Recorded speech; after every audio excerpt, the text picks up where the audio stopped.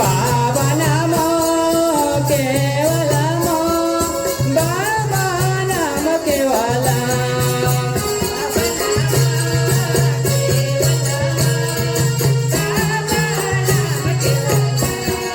बाबा नाम केवलम बाबा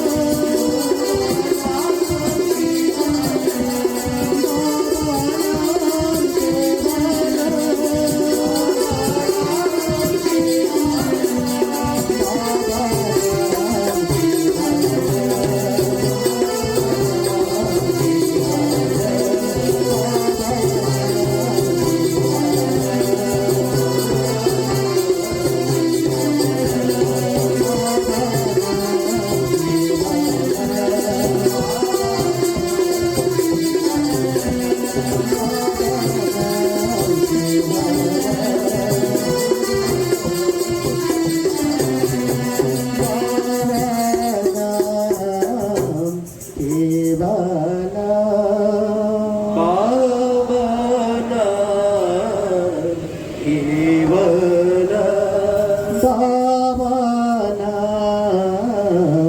केवल पावना केवल भवनम केवल भवनम केवल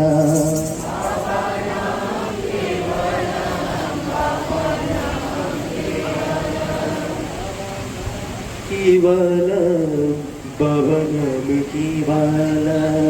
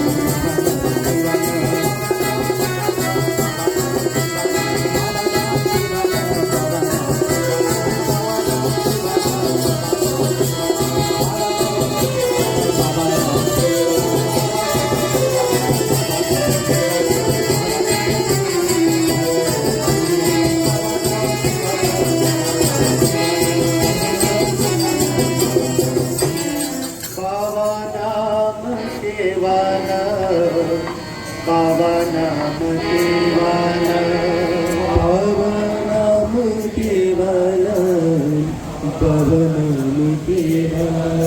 बाबा नाम केवला बाबा केवला बाबा बैठे रहेंगे, बच्चा को आप लोग आशीर्वाद देंगे। धन्यवाद। तो मैं आचार्य ज्ञानानंद से मैं निवेदन करता हूँ कि एक छोटा सा बाबा का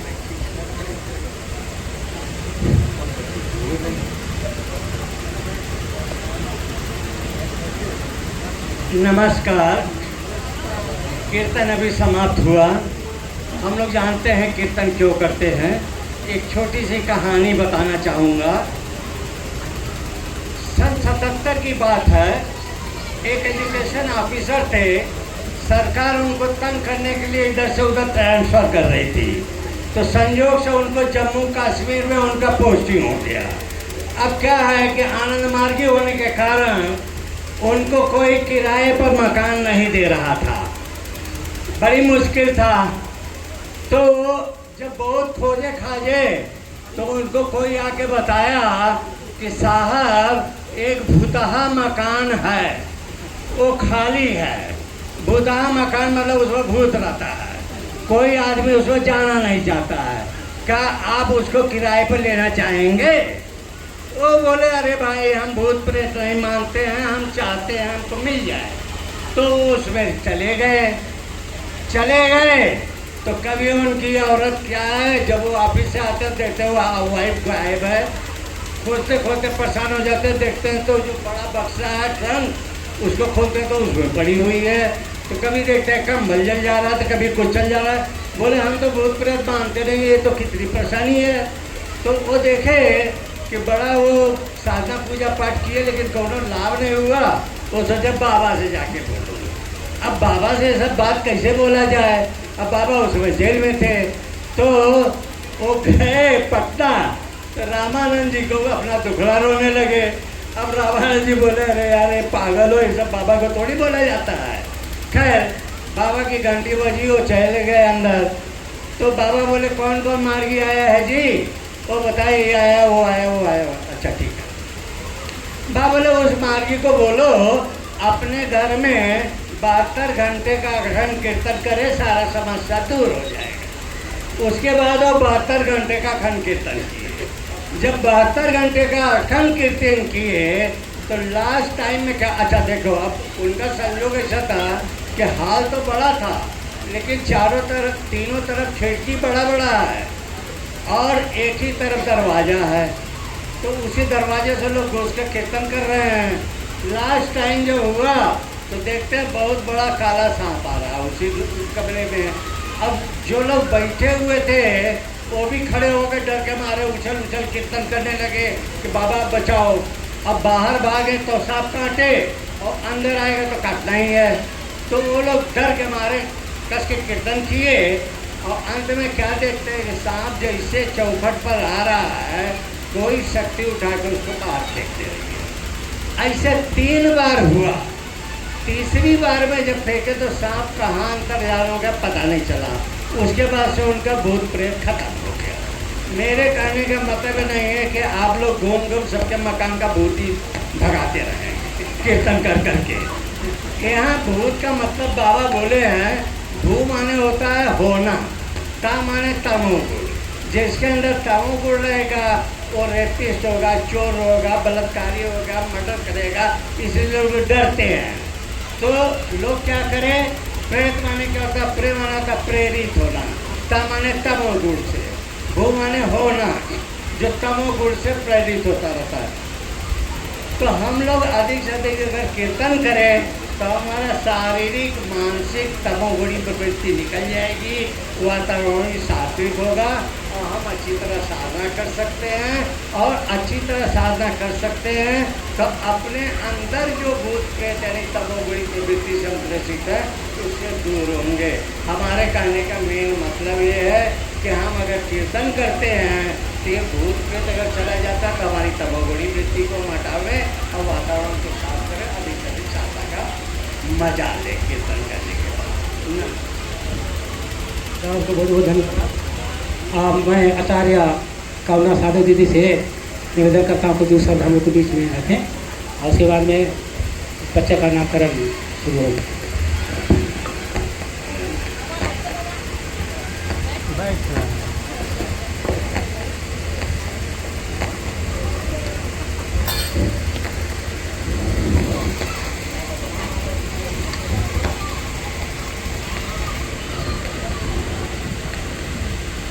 बाबा के श्री चरणों में मेरा हार्दिक प्रणाम और आप सभी भक्त लोगों को मेरा तहे दिल से नमस्कार।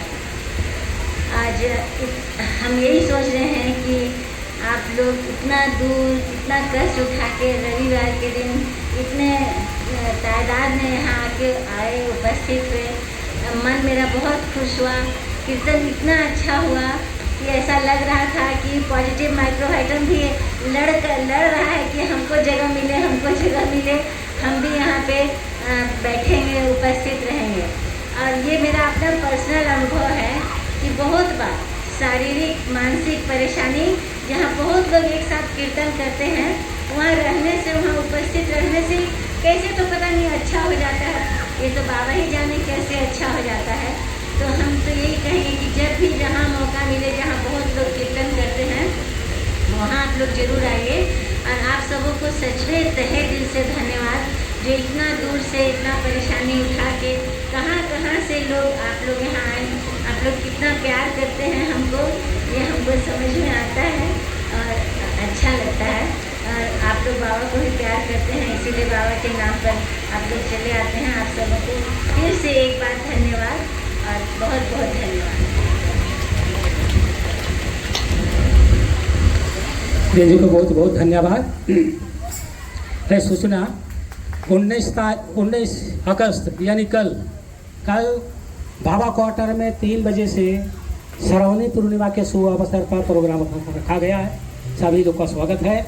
25 तारीख को जागृति में 9 बजे से 6 घंटा का अखंड कीर्तन का आयोजन है, उसमें आप लोग आने का कष्ट करेंगे। 31 अगस्त को नागपुरी समाज का जागृति में एक मीटिंग होगी। उस मीटिंग में सभी बाहर से भी हमारा नागपुरी के रहने वाले सभी दादा दीदी उस कार्यक्रम में, उस मीटिंग में, उस सभा में आने का कष्ट करेंगे। धन्यवाद। और आज बच्चा का नामकरण शुरू होगा।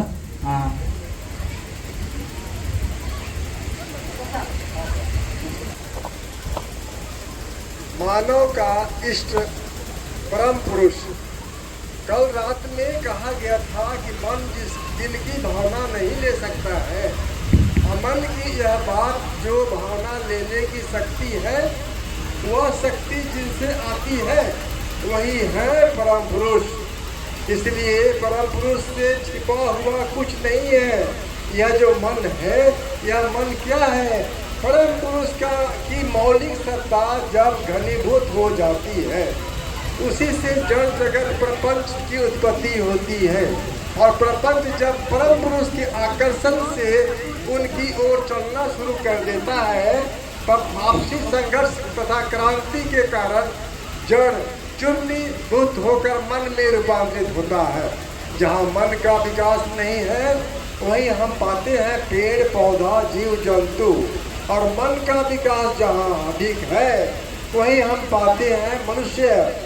जीवात्मा सब में है। जीवात्मा क्या है? परम पुरुष जब मन में प्रतिफलित होते हैं, जैसा एक फूल, जैसे एक मुंह आईने में प्रतिफलित होता है, आईने वाला फूल आईने वाला मुंह पर दरअसल पारमार्थिक दृष्टि के अनुसार अगर देखा जाए तो नहीं है, किंतु जागतिक दृष्टिकोण से अगर देखा जाए तो है। इसलिए मैंने कहा यह जो जगत है, इसे हम मिथ्या भी नहीं कर सकते हैं, इसे हम चरम सत्य भी नहीं कर सकते। इसको हम जब देखते हैं, आस्वाद लेते हैं, इसके संसर्ग में आते हैं, तो इसको मिथ्या कैसे बोले? किंतु यह तो है परम मन पर परम पुरुष का प्रतिफलन। प्रतिफलन जो है, इसको सत्य में कैसे कहें? इसलिए प्रपंच के संबंध में मनुष्य का उचित विचार क्या होगा? जब तुम प्रपंच के संसर्ग आओगे, यह बुनियादी समस्याओं के संपर्क में आओगे, अन्न वस्त्र शिक्षा आवास इत्यादि का सवाल जहाँ तक न है वहाँ यथा विधि कर्तव्य अपना करते रहो। वहाँ मान लो कि यद्यपि यह चरम शर्त नहीं है, किंतु जब तक मनुष्य स्थूल आधार में है, जब तक मनुष्य स्थूल शरीर में है, तब तक इन सबों की तात्कालिक आवश्यकता है। इसलिए इसकी अवहेलना, इसकी उपेक्षा नहीं होनी चाहिए, वरन जागतिक समस्याओं के समाधान के लिए तत्पर हो जाना चाहिए। क्योंकि समस्याओं के कारण यह जब तक मनुष्य तबाह होते रहेंगे, तब तक वे स्थिर चित्त होकर साधन भजन कीर्तन नहीं करेंगे, ताकि हर मनुष्य को साधना करने का पूरा अवकाश मिले। इसलिए बुद्धिमान मनुष्य को चाहिए सामूहिक स्तर पर मानवीय समस्याओं का समाधान करे। जो मनुष्य भूखे हैं उनके पहले में अन्न होगा। उस वक्त उस क्षुधार्त मनुष्य को मैं नहीं कहूँगा कि साधना पर जाओ, तो जागतिक समस्याओं का समाधान करना चाहिए, हिम्मत के साथ करनी है। अवहेलना करने से होता क्या, पीछे यही समस्या दुगनी शक्ति लेकर तुम पर हमला करेगी। इसलिए वर्तमाने शुभ वर्तते, और उचित की है कि वर्तमान दुनिया में तुम्हारे सामने जो समस्याएं हैं उन सबों के समाधान के लिए तुम तत्पर हो जाओ। मिलित रूप से प्रयास करो। मिलित प्रयास से कोई भी बड़ा काम नहीं रह सकती है, हर काम छोटा हो जाता है। जीव मानस पर परम पुरुष का जो प्रतिफल है वह जीव आत्मा है। मनुष्य का मन विकसित है, मनुष्य का मन बहुत सुंदर होता है। इसलिए जितने भी जीवात्मा है उन पर सबसे सुंदर जीव मानव आत्मा। यह जो मानव आत्मा है, इनसे बहुत बड़ा काम हो सकता है। अगर मनुष्य भूल जाते हैं कि मानव है, कि मानव आत्मा है, वे पशु की तरह रहते हैं, खाना पीना सोना ये जीवन का व्रत बन जाता है। क्योंकि मनुष्य का शरीर पाकर इसकी अवहेलना करते हैं, पशु के तुल्य रह जाते हैं, और उसका नतीजा ये होता है कि पशु भावनाओं में रहने के कारण मृत्यु के बाद दोबारा पशु का ही शरीर मिलता है। मनुष्य अगर वह नहीं करे, उन्नत बल अमर आत्मा अगर मनुष्य चाहे तो थोड़ी सी सब कोशिश करने से परमात्मा के और भी करीब पहुंच सकते हैं। तब मनुष्य ऐसा क्यों नहीं करे। कहना यही है कि तुमको मनुष्य का शरीर मिला है, तुम भाग्यवान हो, तुम जानते हो कि तुम मनुष्य हो। रुपया पैसा नहीं जानता है कि वह रुपया पैसा है, पेड़ पौधे भी नहीं जानते हैं कि वे पेड़ पौधे हैं। सहजात संस्कार के अनुसार काम चला लेते हैं, मगर ज्ञान नहीं, सही बोझ नहीं। जानवरों में भी यह बहुत कम है। यह जो अनमोल मनुष्य का शरीर मिल गया, इसका पूरा सदुपयोग होना चाहिए। तुम्हारे पास मान लो एक कीमती मशीन है, उस मशीन से तुम बहुत कुछ बना सकते हो, मगर तुमने नहीं बनाया। उस हालत में मशीन का क्या होगा, ना मशीन में जंग पड़ जाएगा। उस हालत में उस मशीन का माल किंचित तुमको नहीं मिलना चाहिए, क्योंकि तुमने उसका सदुपयोग नहीं किया। मनुष्य का तन, मनुष्य का यह जो शरीर बहुत कीमती मशीन है। इस मशीन का पूरा सदुपयोग करो। इस मशीन के द्वारा ही तुम परम पुरुष के निकट से अधिक निकट पहुंच जाओ। तो भाग्यवान हो, तुमको मनुष्य का शरीर मिला। जन्म जन्मांतर की सुकृति के कारण ही मनुष्य का शरीर मिलता है, और इसी शरीर में थोड़ी सी साधना करने से मनुष्य महसूस कर लेते हैं कि वे परम पुरुष के हैं और परम पुरुष उनके हैं। मनुष्य क्रमशः परम पुरुष के अधिक नजदीक पहुंचेंगे, और उनमें अगर पाप भी हो, उनमें अगर गुनाह भी हो, परम पुरुष के नजदीक पहुंच जाने से परम पुरुष क्या करेंगे, उनका कपड़ा लता साफ सुथरा करके अपनी गोद में बैठा लेंगे। परम पुरुष की सृष्टि है, जो परम पुरुष के नजदीक पहुंच गए तो परम पुरुष उनसे बिना प्यार करके रह सकेंगे। बिना प्यार किए हुए रह नहीं सकते हैं।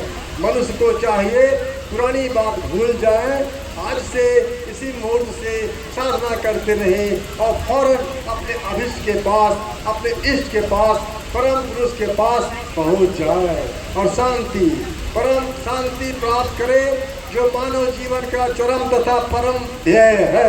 परम पिता बाबा की जय।